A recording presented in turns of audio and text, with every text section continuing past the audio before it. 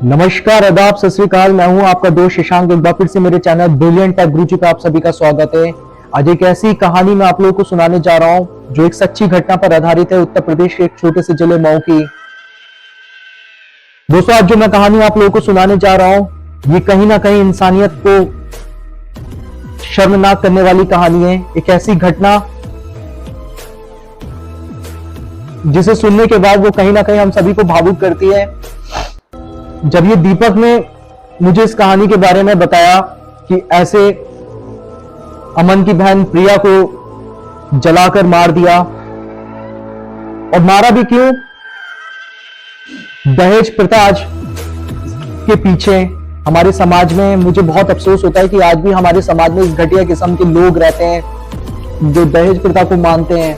वो क्यों भूल जाते हैं कि एक पिता जिसने अपनी फूल जैसी बच्ची को आपको दिया, वो लोग उस बच्ची का उत्पीड़न करते हैं, उसे टॉर्चर करते हैं, उसको मारते हैं, पीटते हैं, या उस लड़के की हड्डियों में इतना दम नहीं कि वो अपने दम पे सब कुछ हासिल कर सकें।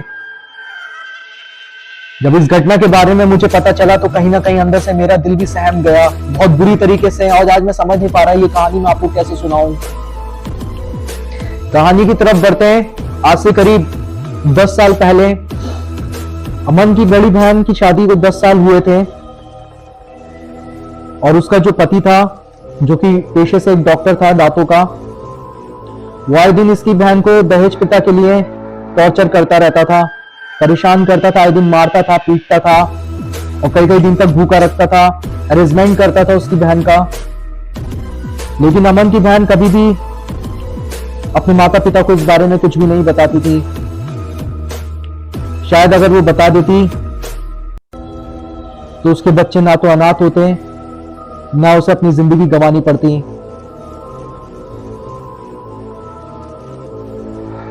एक दिन अमन की बहन जो प्रिया थी, उसके दोनों बच्चे अपनी नानी के पास आए हुए थे घर पे, और ये अपनी ससुराल में थी। नवरात्रि का टाइम चल रहा था, आखिरी व्रत था। ये अपनी पूजा कर रही थी मंदिर में बैठ के। इसका पति आता है पीछे से मिट्टी का तेल लेके और इसके ऊपर डालने लगता है। वजह दहेज। इसको उस वक्त तक कुछ नहीं पता होता कि इसका जो पति है देव, इसको लगता है कि शायद हो सकता है कि देव मजाक कर रहा है या गंगा जल वगैरह डाला है, लेकिन इसको हकीकत नहीं पता होती क्योंकि ये पूजा कर रही होती है, और वो पीछे से आके मिट्टी का तेल यानी केरोसिन ऑयल इसके ऊपर डाल रहा होता है। तभी उसको बोलती है कि देव क्या कर रहे हो? वो कहता है मैं तेरा किस्सा ही खत्म कर देता हूं। क्योंकि देव को इस बात की गलतफहमी थी कि जो प्रिया थी वो अपने बेटे से बात कर रही थी। उसका जो बेटा था वो अपनी नानी के घर था। तो थोड़ी देर पहले उसके बेटे की कॉल आती है अपनी माँ के पास कि माँ पापा क्या कर रहे हैं। तो प्रिया बोलती है कि बेटा वो बाहर बैठे हुए हैं, लेकिन देव को ये लगता है कि ये मेरे खिलाफ साजिश रच रही है। वो गलतफहमी का शिकार होता है और लाकर मिट्टी का तेल जो होता है वो प्रिया के ऊपर डाल देता है, और डालने के बाद आग लगा देता है, और प्रिया को इस बात को धमकाता है कि अगर तू चीखी तेरे साथ इस बच्ची को भी मैं जला दूंगा। वो बुरी तरीके से आग में झुलसने लगती है और कारपेट पे अपने आप को आग बुझाने की कोशिश करने लगती है, और बाहर की साइड सोफा पड़ा होता है वो उसके अंदर घुस जाती है। तब तक वो 99% जल चुकी होती है बहुत बुरी तरीके से। सामने एक दुकान थी। जब वो दुकान वाला इनके घर में से धुआं निकलता हुआ देखता है तो वो दीवार को कूद कर इनके घर में आता है, और इसका जो पति होता है देव, वो बाहर की साइड बैठकर एक कुर्सी पर बैठकर न्यूज़पेपर पढ़ने लगता है। जैसे ही वो लड़का दीवार कूदकर अंदर आता है तो वो कहता है अंदर से धुआं निकल रहा है, जो कि ये सारी घटना देव ने की थी। तो देव अनजान बन जाता है और कहता है मुझे नहीं पता कहां से धुआं आ रहा है, और उसको दिखाने के लिए वो अंदर जाता है। जाने के बाद में वो आग बुझाने की कोशिश करता है और प्रिया को धमका के रखता है कि अगर तूने किसी को सच्चाई बताई तो तेरे साथ मैं इस बच्ची को भी मार दूंगा। वो अपनी बच्ची की खातिर अपने दर्द को छुपा लेती है। उसके बाद में उसको दिल्ली के सफदरजंग में एडमिट कराया जाता है। मजिस्ट्रेट बयान होते हैं, लेकिन प्रिया अपनी जबान नहीं खोलती क्योंकि उसका पति उसको धमका रहा होता है, डरा रहा होता है। वो बुरी तरीके से झुलस चुकी होती है। कहीं ना कहीं उसको डर होता है कहीं अगर मैं नहीं बची तो कहीं ऐसा ना हो कि मेरे बच्चों को भी ये मार दें। लेकिन जब प्रिया को एहसास होता है तब वो मजिस्ट्रेट बयान देती है और अपनी माता पिता को बोलती है कि अब मुझे कुछ कहना है। उसके बाद जज खुद उसका बयान लेने के लिए आते हैं वहां पर। उसके बाद वो हर एक घटना को बयान करती है कि कैसे कैसे देव उसको मारता था, कैसे कैसे उसके ससुराली उसको पीटते थे। वो मंजर कैसा होगा एक पिता के लिए, उस परिवार के लिए, उस भाई के लिए। कैसे मैं इस बात को मैं एक्सप्लेन करूं आप लोगों को, मेरी समझ में नहीं आ रहा है। ये घटना बहुत दुखद है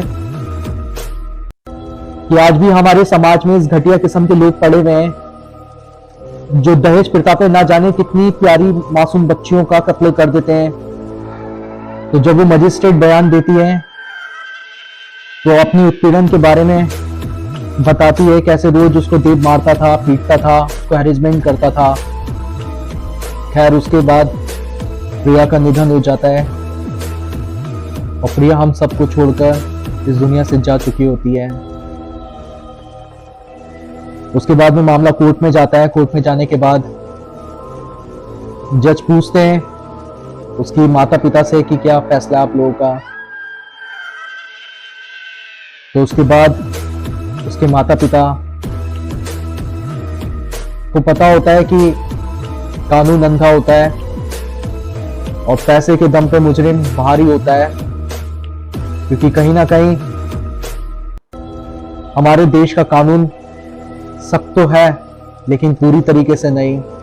आज भी ना जाने कितनी बच्चियों का बहुत बुरी तरीके से रेप हो जाता है जिनकी फैमिली को इंसाफ तक नहीं मिलता। तो जब कोर्ट में ये मामला चल रहा होता है, इसकी सुनवाई चल रही होती है, तो जब जज इनके परिवार से पूछता है, इनके माता पिता से पूछता है कि आप लोग क्या चाहते हैं, तब इसकी माँ कहती है कि मेरी बेटी चली गई जज साहब, अब वो ना तो वापस आ सकती है, तो मैं ये चाहती हूँ कि जब तक ये बच्चे अपने जीवन में वेल सेटल्ड नहीं हो जाते, पूरी तरीके से आत्मनिर्भर नहीं हो जाते, तो पूरा खर्चा इसका देव उठाएगा और परवरिश हम लोग करेंगे। खैर जज इस बात को सहमत रखते हुए अपना फैसला सुनाते हैं और देव को आजीवन कारावास की सजा सुनाते हैं। और उसके बाद उसके परिवार में उसकी जितनी भी संपत्ति होती है वो इन बच्चों के नाम कर दी जाती है। उसके बाद जब ये बच्चे नानी नाना के घर आके रहने लगते हैं, क्योंकि प्रिया की जो एक छोटी बेटी होती है वो 1.25 महीने की कुछ होती है, तो वो अपने नाना के पास अपने कमरे में सो रही होती है। उसके नाना जो होते हैं वो एक गवर्नमेंट जॉब से रिटायर्ड होते हैं और उसके बाद में इनका रुचि जो होती है इनकी वो धार्मिक पुस्तकें पढ़ने में लग जाती है। तो ऐसे ही एक दिन प्रिया के पिता अपने कमरे में बैठकर अपनी किताबें पढ़ रहे थे और उनके बराबर में उस बेड पर प्रिया की बेटी सो रही थी। जैसी ही नजर प्रिया की बेटी पर इनके पड़ती है, तब क्या देखते हैं कि प्रिया की बेटी की जो लेग्स है उस बच्ची की वो अपने आप हवा में उठ रही हैं। ये बहुत बुरी तरीके से हैरान हो जाते हैं कि ऐसा कैसे हो रहा है। एक निंदा अवस्था में एक बच्ची जो सो रही है उसकी लेग्स, उसकी टांगे हवा में कैसे उठ सकती हैं। इनको कुछ अंदर से एहसास होता है और एहसास होने के बाद ये पूछते हैं कि इस कमरे में कौन है, यदि कोई इस कमरे में है तो वो सामने आए।